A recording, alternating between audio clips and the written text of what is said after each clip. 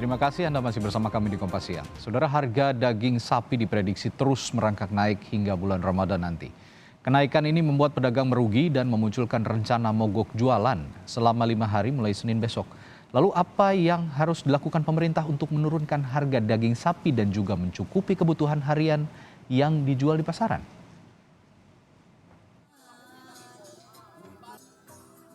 Kenaikan harga daging sapi semakin dikeluhkan pedagang dan konsumen.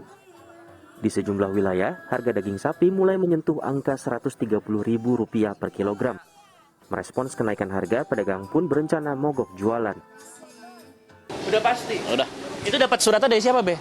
Dari Ikatan Pedagang Daging Indonesia. Iya, Daging Indonesia. Harapannya apa sih? Jabodetabek. Jabodetabek. Emang kalau misalnya masih dagang, Be, ntar barang dagangan diambil apa gimana? Ya kata udah kesepakatan begitu. Dagangan disita sama petugas khusus.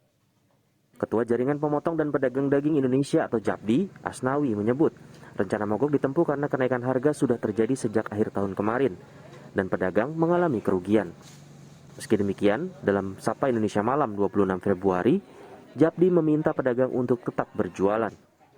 Kenaikan tersebut sudah bisa diterima oleh para konsumen sehingga melihat daripada asas manfaat perkembangan media informasi dan telekomunikasi yang sampai ke masyarakat itu benar bahwa harga itu naik di posisi hulu, bukan atas kenaikan itu dimainkan oleh pelaku-pelaku retail di pasar. Nah, melihat asas manfaat itu mereka dan saat ini kami sebagai ketua JAPDI setelah ada perkembangan begitu bagus secara positif, kami menginstruksikan pada hari Jumat kemarin dengan surat instruksi dengan nomor istimewa kami sampaikan kepada DPW, DPD se-Indonesia. Itu kami minta tidak ada istilah mogok berdagang. Kita harus tetap beraktivitas seperti biasa dan kita tetap berdagang. Kenaikan harga daging sapi bukan baru kali pertama terjadi. Lalu mengapa permasalahan ini kerap berulang? Pakar peternakan dari Universitas Padjadjaran, Rohadi Tawaf, dalam program Sapa Indonesia pagi tadi menyebut kenaikan permintaan dan pasokan tidak seimbang. Terlebih, pasokan di pasaran masih bergantung pada sapi impor yang dikembangkan di dalam negeri. Kita tahu bahwa single supply ini akan berbahaya seperti ini tatkala mereka menghadapi masalah dan kita akan menjadi pengurasan populasi sapi lokal akan terjadi. Kenapa itu terjadi? Karena demand-nya naiknya tinggi sekali dibanding dengan supply-nya. Demand-nya itu ada beberapa hasil kajian yang saya lihat bahwa 6,4% per tahun. Sementara supply-nya pertumbuhan sapi kita hanya 1,3%. Senjangnya luar biasa. Dan kalau ini diselesaikan secara konvensional, dari tahun ke tahun akan terjadi.